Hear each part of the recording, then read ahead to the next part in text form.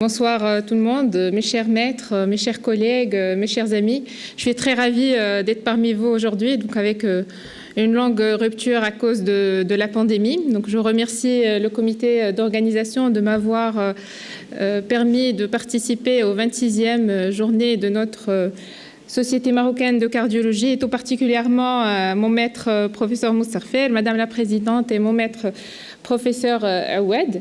Et j'ai bien sûr l'immense plaisir d'inaugurer la session d'imagerie. Et mon thème aujourd'hui va concerner une situation qu'on vit tous les jours. Donc c'est notre pain quotidien. Donc c'est une situation qui est inhabituelle. Donc on a toujours beaucoup de questions, on se pose toujours beaucoup de questions, on se pose surtout des questions sur notre conduite à tenir. Et en fait, je ne peux commencer ce thème sans exprimer mon profond respect, grande estime à tous mes collègues, médecins, infirmiers, techniciens de santé qui ont tout fait, qui ont tout sacrifié avec beaucoup de courage et qui ont lutté contre cette terrible pandémie et dont malheureusement quelques-uns ne sont plus parmi nous. Donc je vous dis, vous êtes vraiment des vrais héros. Donc si on veut faire un peu l'état des lieux de l'infection à SARS-CoV. Bon, déjà, si on veut la définir, donc vous savez bien, donc c'est une pandémie qui a pris lieu en Chine, donc à Wuhan, donc en décembre 2019. Donc elle est à l'origine de pneumonie potentiellement très grave qui peut engager le pronostic vital. Le premier cas chez nous a été déclaré le 2 mars. Excusez-moi. Donc le 2 mars 2020 et le 10 mars, l'OMS a déclaré la pandémie à SARS-CoV-2. Et là maintenant, à peu près 2 ans, donc on est en train de batailler contre cette pandémie qui est sans précédent. Si on veut voir un peu au jour d'aujourd'hui, donc 240 millions de cas cumulés, 4,5 millions de décès, avec un taux de létalité qui avoisine les 3% au monde. Mais chez nous, on est à plus de 930 000 cas cumulés et 14 500 décès, avec un taux de létalité de 1,5%, donc beaucoup moins, enfin, il est inférieur à la moyenne mondiale. Et là, maintenant, donc actuellement, donc on se positionne donc dans la phase de la situation épidémiologique stable, après avoir passé en fait 2 grandes vagues, donc la vague de l'année dernière, donc et la dernière vague de Delta. Et si on veut voir un peu nos chiffres, est-ce qu'on s'en sort bien? Ben oui, on s'en sort pas mal. Donc on a un taux de létalité de 1,5%, donc par rapport à 2,5% en Afrique, à 2,1% en Europe et 2% donc au monde. Et on est arrivé quand même à vacciner à peu près 55% de la population marocaine. Bref, donc finalement on s'en sort très bien. Donc on est fiers en fait de la façon avec laquelle la pandémie a été gérée dans notre pays. Et donc, outre les manifestations respiratoires et générales, l'infection à SARS-CoV-2, elle peut avoir des manifestations multisystémiques, donc notamment le cerveau, le poumon, le rein, des manifestations gastro-intestinales et surtout donc les manifestations cardiaques. Donc ça, c'était vraiment une remarque au tout début de la pandémie. On a remarqué qu'effectivement, donc les symptômes étaient tellement variés. Après, on s'est dit, oui, ben, on veut comprendre un peu pourquoi. Et à ce moment-là, donc vient l'apanage du récepteur l'ACE2, le fameux récepteur ACE2, qui n'est pas exprimé uniquement au niveau du poumon, mais il peut être exprimé dans les autres organes. Et de là, en fait, donc l'atteinte multisystémique ou les symptômes multisystémiques. Eh bien, l'atteinte cardiaque, elle est fréquente. Elle a été constatée déjà dans les premières séries, les premières publications chinoises. Et en fait, ils ont décrivé qu'il y avait quand même beaucoup de symptômes en rapport avec donc, une maladie cardiaque, donc notamment une insuffisance cardiaque, des troubles de rythme, des palpitations. Et en fait, ces malades-là, ils s'associaient bizarrement enfin pas bizarrement, mais ils s'associaient à un mauvais pronostic. C'est des malades qui faisaient des formes fatales. Et clairement, donc, l'atteinte cardiaque dans le Covid, elle est bidirectionnelle. Pourquoi bidirectionnelle? Eh bien, l'atteinte cardiaque dans le Covid, elle peut être, les maladies, les malades cardiovasculaires ou les patients qui ont des atteintes cardiovasculaires, ils sont plus prédisposés à faire la Covid-19 et surtout à faire des formes graves. Pourquoi? Parce que les malades cardiaques, donc, ils stimulent de façon chronique leur système rénine-angiotensine et aldostérone. Et donc, ils vont exprimer de façon plus importante donc, ces fameux récepteurs ACE2 et donc, ils vont être plus prédisposés à attraper la maladie et à faire des formes graves de la maladie.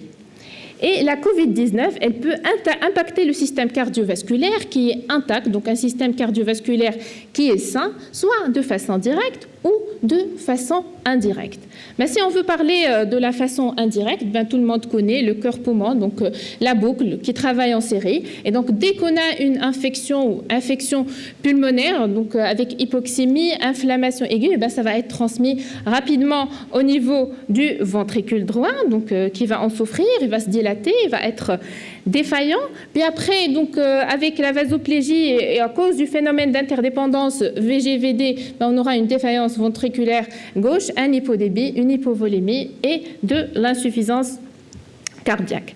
Alors, en ce qui concerne l'atteinte cardiaque directe, il a été suggéré, pourquoi? Parce qu'on avait des taux élevés de troponine donc, chez les patients hospitalisés. Et ça aussi, donc, c'était une constatation dans les premières séries. Donc, les malades qui étaient hospitalisés pour Covid-19, eh ben, ils avaient des taux élevés de troponine, qui, comme vous le savez, est un marqueur de nécrose myocardique ou de myocardial injury. Et plus, en fait, l'élévation de la troponine, elle est importante, plus le malade, il est plus grave avec un pronostic qui est plus sombre. Et en fait, si on veut détailler un peu l'hypothèse de cette atteinte myocardique directe, ben ça va être soit par une internalisation directe du virus par l'intermédiaire du récepteur ACE2, qui, dès en fait son internalisation, il va activer le système rénine-angiotensin-aldostérone et qui ne va plus assurer la down-régulation, et il va entraîner en fait un phénomène de nécrose et d'apoptose cellulaire qui a été démontré dans plusieurs études, des publications très récentes. Vous voyez donc là c'est le virus qui vient d'entrer, donc en bleu, et au bout de 72 heures, donc on voit qu'on a une destruction des myofibrilles avec donc des séquelles myocardiques. Donc ça c'est la première hypothèse. Donc internalisation directe du virus et phénomène d'apoptose et stimulation accrue du système rénine-angiotensine avec tout ce qui s'ensuit comme fibrose, vasoconstriction, etc. Donc la deuxième hypothèse serait en fait le phénomène inflammatoire majeur qui est dû à l'ingestion en fait du virus, pas dans le cœur, mais donc secondairement à l'inflammation systémique. Donc cette inflammation, dès l'entrée du virus, elle va être dysrégulée avec une dérégulation du système immunitaire. Donc on aura donc une activation, un orage cytokinique avec activation des cytokines, des interleukines, des protéines de l'inflammation et de là, bien sûr, donc activation de la coagulation. Donc ça, phénomène inflammatoire, internalisation directe, donc c'est les deux hypothèses de l'atteinte cardiaque directe dans la Covid-19. Donc la même chose en fait se passe au niveau des vaisseaux qui eux aussi expriment les récepteurs ACE2 et donc on aura un phénomène d'endothélite associé donc à l'inflammation et à l'orage cytokinique, et bien on sera devant un état inflammatoire majeur, une coagulopathie et une vasculopathie qui va expliquer largement les thromboses aussi bien veineuse qu'artérielle qu'on voit dans l'infection à SARS-CoV-2.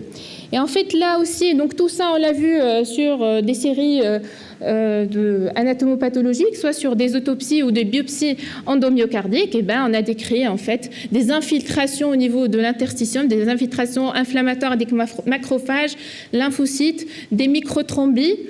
Et tout ça, donc des phénomènes hémorragiques, donc des images en faveur d'embolie pulmonaire. Donc tout ça, il va finalement décrire le syndrome cardiovasculaire aigu. Et je pense qu'on a tous vu pendant la période Covid des syndromes coronariens aigus avec des ruptures de plaques d'athérome, même des accidents vasculaires cérébro-ischémiques chez des sujets jeunes. Donc les syndromes coronariens aigus à coronaire saine ou les fameuses ménocas en rapport avec une myocardite ou une cardiopathie adrénergique avec tout ce qui s'ensuit comme insuffisance cardiaque, arythmie et bien sûr donc la pathologie qui a fait couler beaucoup d'encre au tout début de la pandémie étant les manifestations thromboemboliques et essentiellement l'embolie pulmonaires, donc qui sont assez fréquentes, donc jusqu'à 30%.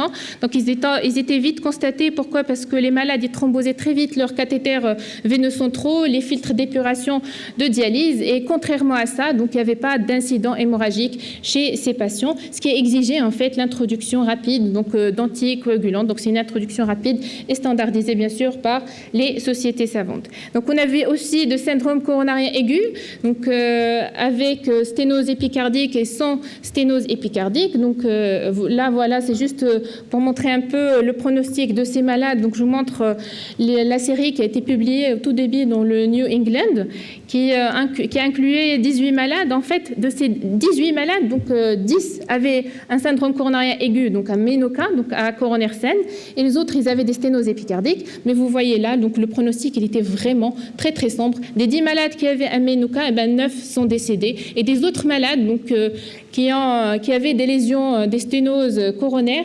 50%, on a eu 50% des décès malgré une revascularisation dans les temps. Donc, voilà, les fameuses myocardites. Donc, on a vu des cas de myocardite aussi pendant cette pandémie. Donc, la prévalence entre 7 et 15%.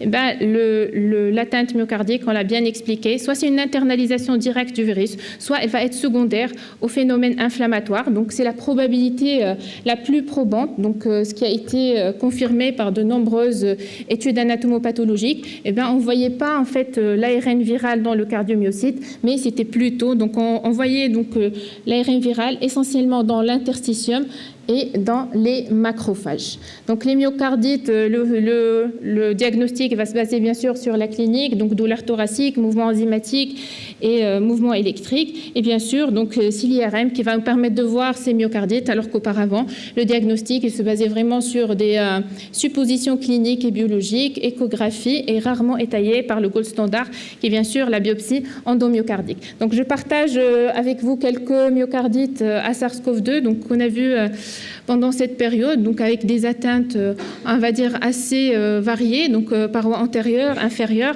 mais l'atteinte la plus fréquente était de la paroi latérale.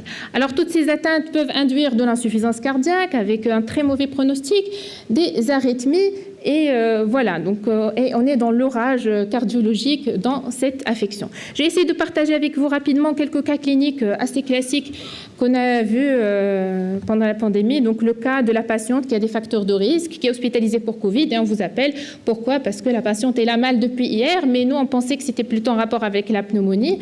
On vient, on fait le CG, l'échographie, c'est plutôt un infarctus du myocarde qui aurait passé un peu hors délai. Donc il y a des formes un peu plus bénignes. Donc ça c'est le cas d'une jeune patiente de 35 ans qui sentait une fatigue, des palpitations.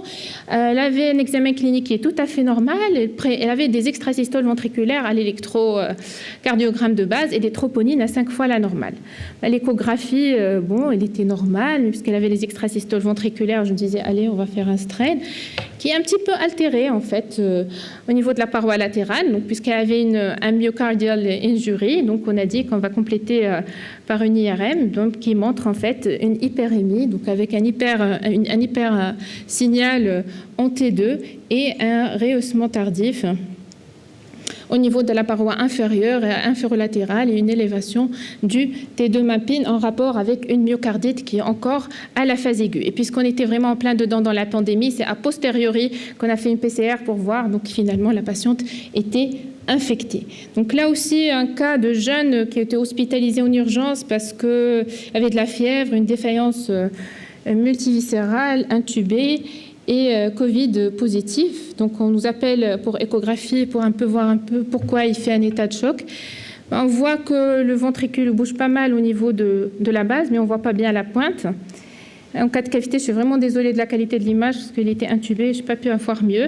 Il avait une dyskinésie apicale, donc très probablement une cardiopathie adrénergique ou un Takotsubo, mais malheureusement le patient était décédé avant qu'on puisse étayer le diagnostic.